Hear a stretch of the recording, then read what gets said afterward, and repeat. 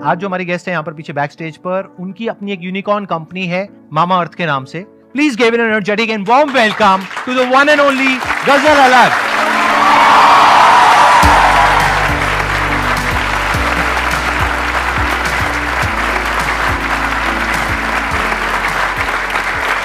Please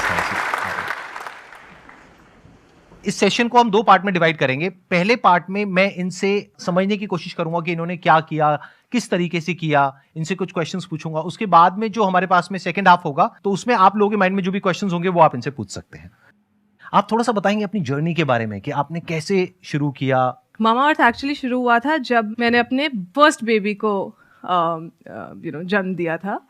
this is 2014 and उस time पे मैं न्यूयॉर्क, एक्चुअली उससे पहले न्यूयॉर्क रह के आई थी। मैं वहाँ पे आर्ट एजुकेशन ले रही थी और उस समय वहाँ पे एक पूरी मूवमेंट चल रही थी जहाँ ये बहुत बड़े एक ब्रांड के प्रोडक्ट्स जो हैं शेल्फ से उठाए जा रहे थे, बिकॉज बोलने में आया था कि उनमें कैंसर कॉजिंग इंग्रेडिएंट्स होते हैं। तो आई थिंक वहाँ से एज ए न्यू मदर बहुत ज़्यादा डिस्कम्फर्ट शुरू हुआ कि यार इंडिया के बच्चे या मेरा बच्चा ये डिज़र्व नहीं करता है। तो पहले शुरू किया बाहर से प्रोडक्ट्स मंगाना, बट वो बहुत एक्सपेंसिव था। मैं मिडिल क्लास फैमिली से आती हूँ, हम तो मतलब वो महीने का खर्चा लाइन बाय लाइन ऐसे होना चाहिए, 80% जो है सेविंग होनी चाहिए, 20% में खर्चा चलाना है, उस वो माइंडसेट से आए थे। तो वहाँ पे वो बाहर से प्रोडक्ट्स मंगाना जो है बैठ नहीं रहा था। तो वहाँ पे पहले तो बहुत क्रिप किया, मतलब जैसे एक वाइफ अपने पति के पास जाके बोलती है कोई कुछ कर क्यों नहीं रहा है, इंडिया में ये प्रॉब्लम है, सॉल्व क्यों नहीं कर रहा है। और वहाँ से शुरुआत हुई थी मामा अर्थ की। दिसंबर 2016 में हमने ब्रांड लॉन्च किया था 6 बेबी केयर प्रोडक्ट्स के साथ। और उस टाइम हमारा विजन था कि ये ब्रांड सिर्फ बेबीज़ के लिए है, उतना ही रहेगा।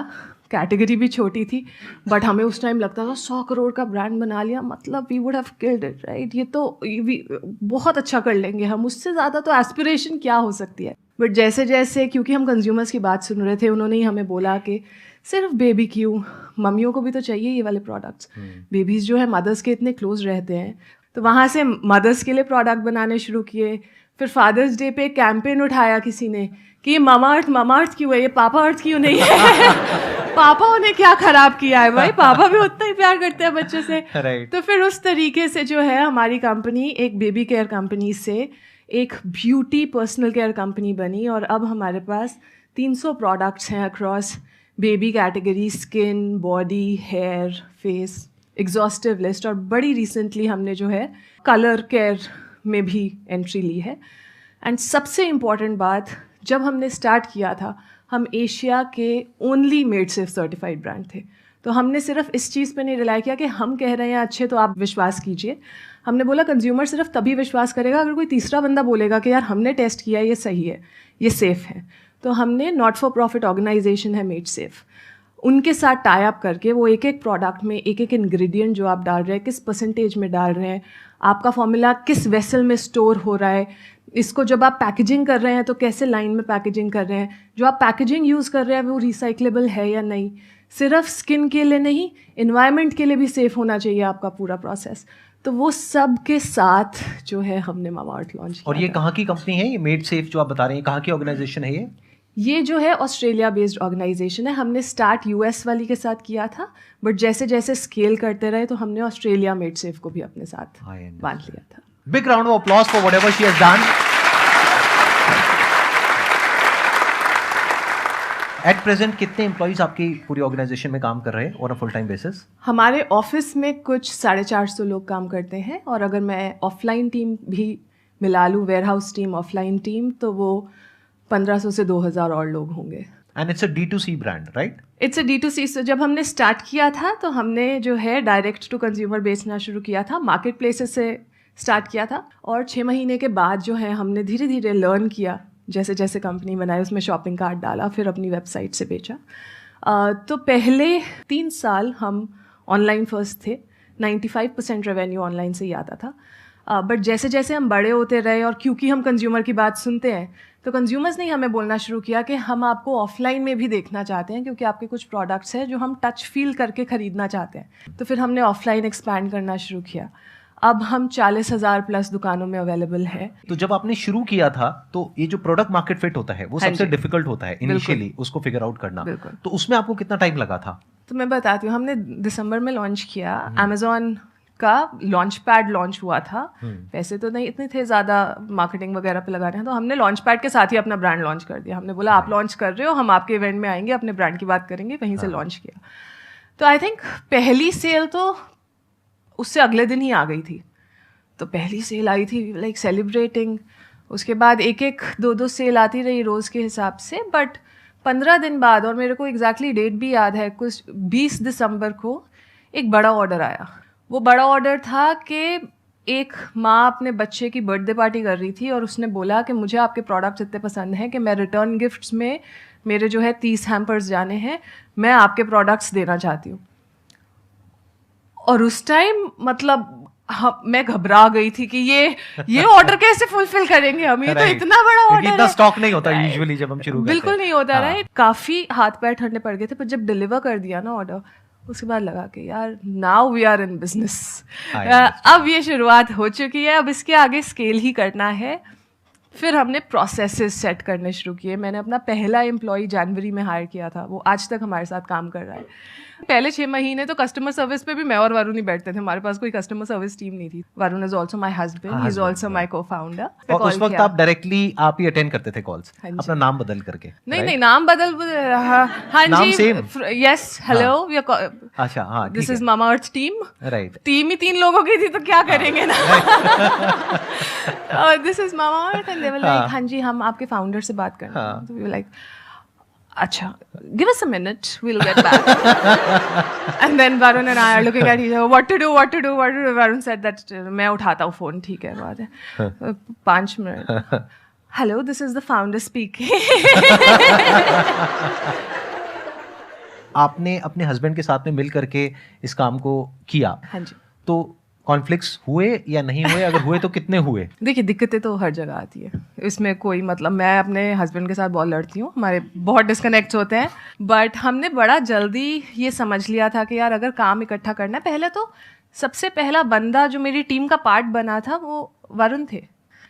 आप समझिए कि जब आप बिजनेस शुरू कर रहे हैं, पहले तो सारे ही आसपास काफ़ी डाउट कर रहे होते हैं कि यार क्या ज़रूरत है, इतनी अच्छी लाइफ जी रहे हो, इतना कंफर्टेबल है, बच्चा इतना यंग है, ये सारा लाइफ, ये अपना बच्चा आप रिस्क में क्यों डालना चाहते हो। तो पहले तो वो प्रेशर फाइट करना अपने आप में एक बैटल होती है। उसके बाद अपने हस्बैंड को कन्विंस करना कि आप भी अपनी फुल टाइम जॉब छोड़ के मेरे पास आ जाओ। तो he was from the marketing space, like वो मार्केटिंग स्पेस। तो मार्केटिंग का बेसिकली उन्होंने सोचा होगा, प्रोडक्ट का पूरा आपने देखा होगा, दैट्स व्हाट आई, हाँ जी, राइट? हाँ जी, शुरुआत में बिल्कुल ऐसे ही हुआ था। तो बट जब आप अपने हस्बैंड या वाइफ को कन्विंस कर रहे होते हो ना, तो आपके सामने वो शीशा रख देते हैं कि क्या बोल रहे हो, क्या सोच रहे हो, पर्सनली प्रोफेशनली ये सोचा है, ये चीज़ें। एंड वो कन्विंस अगर आपने कर लिया, अपने फैमिली मेम्बर को अगर आपने कन्विंस कर लिया ना कि आप भी ये छोड़ के मेरे पास आ जाओ, तो फिर आप किसी भी इन्वेस्टर को कन्विंस कर सकते हो। बिकॉज मुझे लगता है वो सबसे मुश्किल पार्ट है। तो once he came on board, फिर तो हम 1 और 1 11 हो गए थे। फिर हमने जो है काफ़ी, मैंने पूरा प्रोडक्ट, आज तक मैं इनोवेशन खुद देखती हूँ, तो हमारी कंपनी से जो भी प्रोडक्ट लॉन्च होता है वो पर्सनली फॉर्मूला से लेके, पैकेजिंग से लेके, टेक्सचर से लेके, वो सारी चीज़ आज तक मेरे अंडर है कि प्रोडक्ट में ये होना चाहिए, ये नहीं होना चाहिए। बिल्कुल, प्रोडक्ट अच्छा होना चाहिए, प्रोडक्ट अच्छा होगा तभी वो बिकेगा। अगर प्रोडक्ट ही अच्छा नहीं होगा तो फिर टेम्परेरी बज़ क्रिएट कर सकते हो आप, बिजनेस नहीं बन सकता उसके ऊपर। वरुण ऑफ कोर्स इतने एक्सपीरियंस है जो मार्केटिंग एंगल लेके आए थे कि यार कैसे बात करनी चाहिए, क्या बोलना चाहिए। फॉर दैट मैटर लॉन्च से पहले हम, मुझे अभी भी याद है, हम साउथ दिल्ली जाके एक टॉय स्टोर के बाहर जाके अपना एक छोटा सा टेबल लगा के खड़े हो गए थे। हमने बोला ये टॉय स्टोर है, यहाँ पे तो पेरेंट्स ही आते हैं, जो भी आएगा हमारी कोशिश होगी कि हम उनसे बात करके समझें कि वो हमारा प्रोडक्ट देख के क्या सोच रहे हैं। हमने पहले सोचा था दुकान के अंदर स्टॉल लगाएंगे, पर हमें ऐसे थ्रो कर दिया गया बाहर। कौन है आप, मतलब होता है, बिल्कुल कि मतलब क्या बात कर रहे हो, why would we give you space, right. तो हमने दुकान के बाहर वो वॉकवे होता है जहाँ पे जो कॉमन पैसेज होता है, वहाँ पे हम लगा के खड़े हो गए थे। वहाँ पे जैसे जैसे कंज्यूमर आते रहे, हमने बहुत बात की। एक लंबी सी गाड़ी से एक ममा उतरी, उनके ट्विंस थे, 2 नैनीज थी। तो मुझे तो बड़ा स्ट्रॉन्ग कॉन्फिडेंस था, मैंने बोला ये पक्का प्रोडक्ट समझेंगी, ये प्रोपोजिशन भी समझेंगी, इनसे बात करते हैं। तो जैसे जैसे मैंने उनसे बात करना शुरू किया, उन्होंने बड़े अच्छे से क्रीम लगाई, देखी बहुत अच्छी है, मॉइस्चराइजेशन बहुत अच्छा है। सारा कुछ करने के बाद उन्होंने बॉटल पे देखा, कहते इस पे लिखा है कि सल्फेट फ्री है, क्या फ्री दे रहे हैं आप इसके साथ? और मतलब मेरा मुंह आज भी उस बात पे ऐसे ही खुलता है, और उस टाइम भी ऐसे ही खुला था। आई वाज लाइक, ये तो हम बड़े गलत अजम्पशन में रह रहे हैं कि हम ऐसा बिजनेस बना देंगे, हम ऐसे यहाँ तो कंज्यूमर को समझ ही नहीं आ रहा है कि हम बात क्या कर रहे हैं। राइट, हमें तो ये भी समझाना पड़ेगा ये सल्फेट और पैराबेन है क्या। तो उस तरह से, जहां मैंने बोला कि वेबसाइट पहले 6 महीने के लिए सिर्फ लर्निंग के लिए थी कि यार आप आके समझिए बस और कुछ मत कीजिए, बहुत सारे ब्लॉगर्स से बात की, बट आई थिंक शुरू से जो एक चीज़ हमने किया है ना, वो कंज्यूमर कनेक्ट, कि यार जब आप उसकी तकलीफ समझोगे और उसकी तकलीफ के हिसाब से अपना कंटेंट क्रिएट करोगे, अपना प्रोडक्ट क्रिएट करोगे, अपनी कम्युनिकेशन क्रिएट करोगे, उसकी भाषा में आप उससे बात करोगे, वो अपने आप प्रोडक्ट उठाएगा।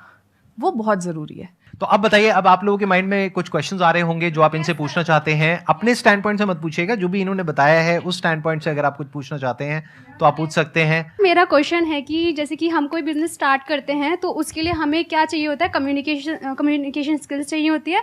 तो आप मुझे ऐसा कुछ बताइए कि मैं जो अपना बिजनेस स्टार्ट करना चाहूँ तो मैं कैसे कर पाऊँ, कन्विंस स्किल को भी यूज़ करने के साथ साथ।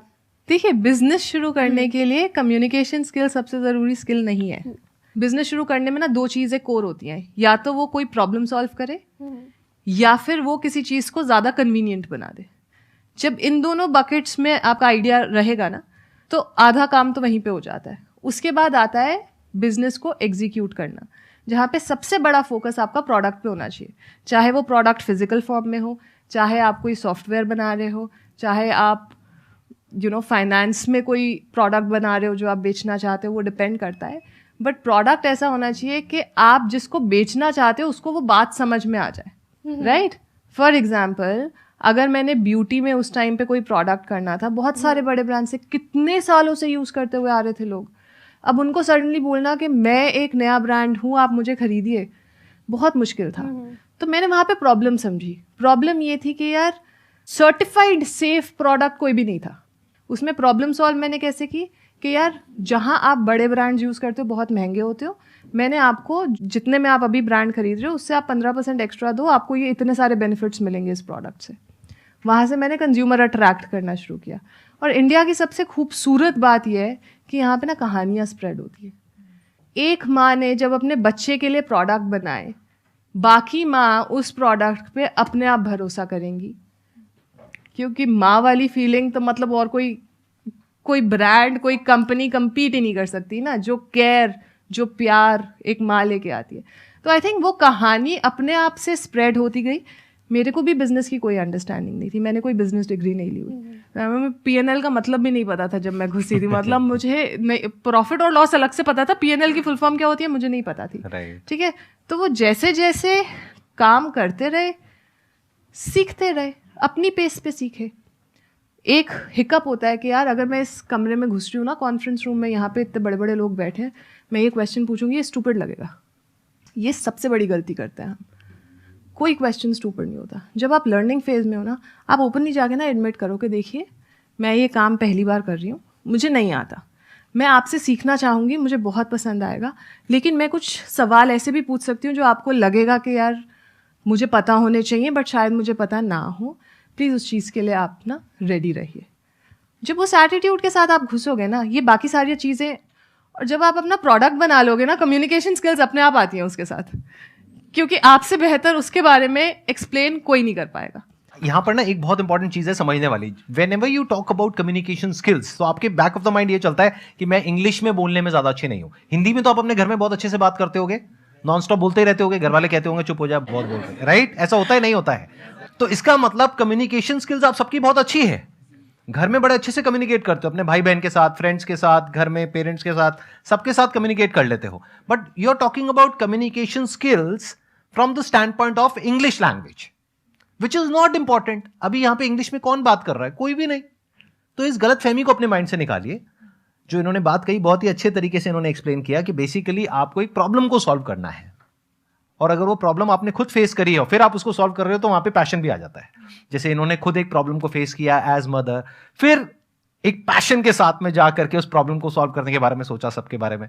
बट अभी जो आपने बात कही उससे मेरे माइंड में एक थॉट आ रहा है कि आपने ये कहा कि जब आपने अपने प्रोडक्ट लॉन्च किया तो आपने अपना जो प्राइस है वो औरों से ज्यादा रखा 15%। जी। बट जब आपने ज्यादा रखा तो क्यों उन्होंने चूज किया एक ऐसी कंपनी को जो कि अभी इतना लोगों ने सुना हुआ नहीं है, अब तो एस्टैब्लिश हो गया आपका ब्रांड, बट उस टाइम की अगर बात करी जाए 6 साल पीछे, तो क्या रीजन था? मतलब क्यों लिया लोगों ने? आपको क्या लगता है? ये भी हमने उनसे बात करके ही समझा था, क्योंकि हम जो इंग्रेडिएंट डाल रहे थे प्रोडक्ट में वो महंगे थे। ऑफ कोर्स जो बाकी लोग यूज कर रहे थे वो तो बड़ों में भी वही जा रहा है, बच्चों में भी वही जा रहा है, सबसे सस्ता इंग्रेडिएंट है, उसकी मात्रा ज्यादा रख के जो है प्रोडक्ट बना के बेच दिया। वो क्वालिटी प्रोडक्ट की अच्छी नहीं थी, वो आपको नहीं यूज करना चाहिए। जो हमारे जैसे बहुत सारे पेरेंट्स थे मेरे सर्कल में ही, मैंने फ्रेंड्स एंड फैमिली से सबसे पहले बात किया जिनके बच्चे हुए थे उसी टाइम पे। उसके बाद जो है मैंने उनके फ्रेंड्स एंड फैमिली से बात किया, और बहुत सारे लोग ऑलरेडी बाहर से ही प्रोडक्ट्स मंगा रहे थे, क्योंकि उनको ये पता था कि यार जो यहाँ इंडिया में मिल रहा है ना वो हमारा क्वालिटी स्टैंडर्ड मैच नहीं करता जो हम अपने बच्चे को देना चाहते हैं। तो आई थिंक वहाँ से जब हमने उनसे बात किया, हमने प्राइस पॉइंट भी डिस्कस किया। हमने बोला कि मतलब हम इतने पे लॉन्च करना, क्योंकि उस टाइम ग्रॉस मार्जिन कितना होना चाहिए कितना नहीं होना चाहिए वो भी हमने आइडिया लगाना था, हमें समझना था। और उस टाइम पे उन्होंने बोला कि यार ये लोशन जो है 200 रुपये का आता है, मैं 300 रुपये देने को तैयार हूँ, बट मुझे जो है नेचुरल इंग्रेडिएंट चाहिए प्रोडक्ट में, श्योरिटी चाहिए, मुझे ये हार्मफुल केमिकल्स नहीं चाहिए। बिल्कुल ठीक है। तो बस वही मल्टीपल लेके, वही ऐसे एनेक्डोट्स लेके हमने जो है अपनी प्राइसिंग स्ट्रैटेजी की। उसमें हमारे लिए बहुत ज़रूरी थी कि जितने पे हम प्रोडक्ट बना रहे हैं और जितना MRP होना चाहिए उसका जो मार्जिन होता है, जो कॉग्स इनटू MRP का रेशो जो होता है वो 6 गुना से ज़्यादा होना चाहिए। बिकॉज ऑनलाइन बिजनेस में आपको जो है कमीशंस भी देनी पड़ती हैं, आपको जो है डिस्काउंट भी देना पड़ता है, बहुत सारे ओवरहेड कॉस्ट भी आते हैं, रिटर्न्स भी होते हैं। इससे कम पे तो आप पैसा गवाओगे, आप पैसा बना नहीं पाओगे। तो आई थिंक हमारी वो वाली स्ट्रैटेजी कंज्यूमर से बात करके ही हमने बनाई थी, इसलिए वो चल भी गई। जब 100 लोगों ने बोला कि हम खरीद लेंगे, वहाँ से हमें ये भी पता चल गया कि यार प्राइस बिल्कुल ठीक है, इससे कम करने की ज़रूरत नहीं है। फिर हमने उसको स्केल किया।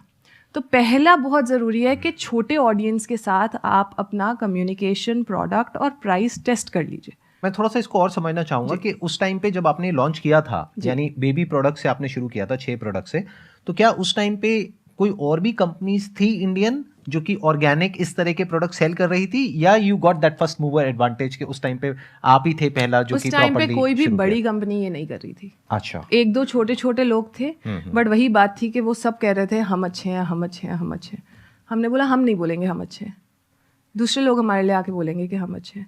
और जब वो लेबल मिलता है ना, Asia's first made safe certified brand, खाली इंडिया का नहीं, एशिया का पहला मेड सेफ सर्टिफाइड ब्रांड, वहाँ से हमने ट्रस्ट विन किया था लोगों का। यहाँ पर एक बहुत इंपॉर्टेंट बात समझने वाली है कि whenever you are doing something, तो आपको कुछ अपने जो कॉम्पिटिटर्स हैं, जो बाकी के लोग हैं, उनसे कुछ अलग करना पड़ेगा। तो इनकी जो स्ट्रैटेजी है उसमें जो मुझे सबसे स्ट्रॉन्ग जो एक फैक्टर नजर आ रहा है, दैट इज मेड सेफ। हाँ जी। क्योंकि अगर मेड सेफ नहीं होता और ये क्लेम करते ऑर्गेनिक है, तो उसका सर्टिफिकेशन क्या है, उसकी गारंटी क्या है कि वो ऑर्गेनिक है? बहुत सारे लोग आज की डेट में क्लेम कर देते हैं कि हम ऑर्गेनिक हैं, हम ये हैं, हम वो हैं, whatever it is, but they are themselves saying it, not a third party, that too an unbiased party. सबसे मुश्किल चीज जो हमने क्रैक की है शुरू में, वो मेड सेफ था, but it was worth it, क्योंकि कंज्यूमर का ट्रस्ट उसकी वजह से आया। हम लोग सुनते रहते हैं कि पैशन को फॉलो करो, अपने पैशन को फॉलो करो, but I want to know what is the exact definition of passion. जो चीज आपकी नींदें उड़ा दे, आपको रात को सोने ना दे, वो पैशन है।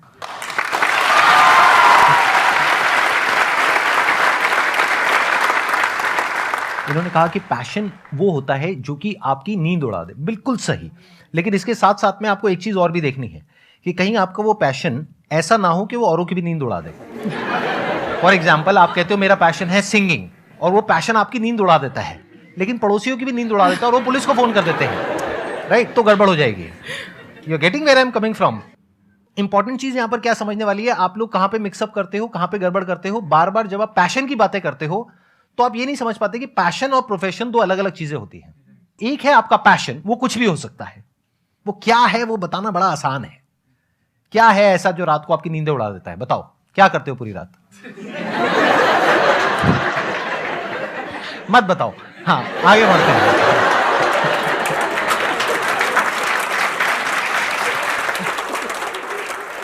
तो पैशन क्या है वो हम सबको पता है, जहां पे हमको मजा आता है, बट क्या उससे पैसा कमा सकते हो? सो पैशन और प्रोफेशन दो अलग अलग चीजें हैं। आपको क्या करना है, अगर अपने पैशन को प्रोफेशन बनाना चाहते हो तो आपको यह देखना है कि किस तरीके से वो कनेक्ट होता है किसी प्रॉब्लम से। वो प्रॉब्लम जो किसी और की हो, आपकी ना हो। आपकी प्रॉब्लम क्या है, आपको अपने पैशन को प्रोफेशन बनाना है, वहां से पैसा कमाना है, ये आपकी प्रॉब्लम है। इससे आपके साथ वाले को कोई फर्क नहीं पड़ता। पड़ता है आप लोगों को कोई फर्क पड़ता है? नहीं ना। आपको किससे फर्क पड़ता है कि आपकी लाइफ की कोई प्रॉब्लम है, वो सॉल्व होनी चाहिए। अगर वो कनेक्ट होता है इनके पैशन से, फिर आपको वहां पे एफर्ट लगाना पड़ेगा। इसको प्रोडक्ट मार्केट फिट बोलते हैं, कि आपने एक प्रोडक्ट डेवलप किया बेस्ड अपॉन कि आपको लगता है कि मेरे अंदर ये स्किल है, या ये बर्निंग डिजायर है, या ये डिजायर है ये करने का। जैसे इनके केस में अगर देखा जाए तो इनका पैशन क्या था उस टाइम पे जब इन्होंने कंपनी शुरू करी, कि मेरे को अपने बच्चे के लिए कुछ ऐसे प्रोडक्ट्स चाहिए जो कि बिल्कुल सेफ हो। वहां से इनको एनर्जी मिली इस काम को शुरू करने की। फिर उसके बाद में बहुत सारे चैलेंजेस आए। अभी तो अगर ये बैठ करके बताएंगी ना कि कितने चैलेंजेस आए, तो you can't even think in the wildest of your dreams कि कितने चैलेंजेस आए होंगे। अगर इनकी अकेले की ये प्रॉब्लम होती और इनका पैशन होता और ये सॉल्व भी कर लेती, तो वहां से एक बिजनेस खड़ा नहीं होता, पैसा नहीं आता। बट ये इनकी अकेले की प्रॉब्लम नहीं थी, ये और सब मदर्स की प्रॉब्लम थी, पूरी दुनिया की प्रॉब्लम थी। तो जब इनका पैशन एक बड़ी प्रॉब्लम से कनेक्ट हो गया, तो एक बड़ी बिजनेस अपॉर्चुनिटी वहां पर क्रिएट हो गई। You got the answer? Please have a seat, बैठिए। हमारा क्वेश्चन ये है कि सर हमारा माइंडसेट जॉब में भी होता है सर, बिजनेस में भी होता है, और इसमें हम सर खुद से भी सेल्फ डिपेंड होकर के सर कोई भी डिसीजन खुद से डिसाइड नहीं कर पाते कि हम एक्चुअली करें तो क्या करें। और इसी में सर हम दिन रात लगे रहते हैं, लेकिन कुछ हो नहीं पा रहा है sir. It's a good question. मतलब कि क्या कोई ऐसा तरीका है जिससे कि एक इंसान ये पता लगा सके कि उसको जॉब करना चाहिए या बिजनेस करना चाहिए बेस्ड अपॉन हिज और हर पर्सनैलिटी? क्या आप कुछ शेयर करना चाहेंगे अपने एक्सपीरियंस के बेस पे कि मतलब एंटरप्रेन्योर्स में क्या अलग होता है? अपना एग्जांपल शेयर करती हूँ। कभी भी ना स्ट्रॉन्ग कन्विक्शन नहीं हुआ, हमेशा डर की फीलिंग ज्यादा थी कॉन्फिडेंस की फीलिंग से, कि यार पक्का यही है कि यही करना चाहता है, ये बन जाएगा बड़ा बिजनेस। वो डाउट था। दूसरी तरफ जो है शॉर्ट टर्म में जॉब थी। तो आई थिंक शुरू में मैंने जो है जॉब वाला वे लिया कि पहले ये कर लेती हूँ, ये करते करते फिगर आउट करती हूँ कि जो मैं करना चाहती हूँ वो और बेटर कैसे होगा। मेरे बाय द वे मामाअर्थ से पहले 2 स्टार्टअप्स रहे हैं जो मैंने शुरू किए, और 1.5-2 साल में मैंने बंद भी करे। तो वहाँ पे completely different set of learnings हैं। बट पहले जॉब किया, जॉब करते करते अपने आइडिया को शार्प किया, ताकि टेम्परेरली भी पैसा जो इनकम है वो ना रुके, मैं कमाती रहूँ, मैं सेल्फ इंडिपेंडेंट रहूँ। जैसे जॉब करते करते मुझे लगा कि अब ये बिजनेस जो है इस स्टेज पे है कि मैं ये छोड़ के अपना पूरा समय इस पे लगाना चाहती हूँ। फिर मैंने जो है अपना आइडिया पिकअप किया और मैंने स्टार्ट किया। मेरा लॉजिक भी हमेशा वही रहता है कि अगर आपको डाउट ज़्यादा है कंपेयर टू कॉन्फिडेंस, बिकॉज जब आपको कॉन्फिडेंस होता है ना तो फिर आप वो ऐसे उछलती हुई मछली बन जाते हो, फिर आपसे रुका नहीं जाता, फिर कोई चीज़ मैटर नहीं करती। आपको जो है घुसना होता है उसके अंदर फुल फ्लेजेडली कि यार ये मैं क्रैक कर लूँगी, क्योंकि मुझे पता है क्या करना है। मेरा बड़ा गोल माइट भी ये हो, बट मुझे पता है पहले 10 कदम मेरे ये होने वाले हैं। तो एक के बाद एक के बाद एक के बाद एक, वो आप रात को सो नहीं पाओगे जब तक आप उसको एग्जीक्यूट नहीं करोगे। तो वहाँ पे अपने आप फिर जॉब छूट जाती है। Excellent point. Let's give a big round of applause for her. Thank you so much, Ghazal, for coming, and Thank it you was for a having pleasure me. meeting you and pleasure talking to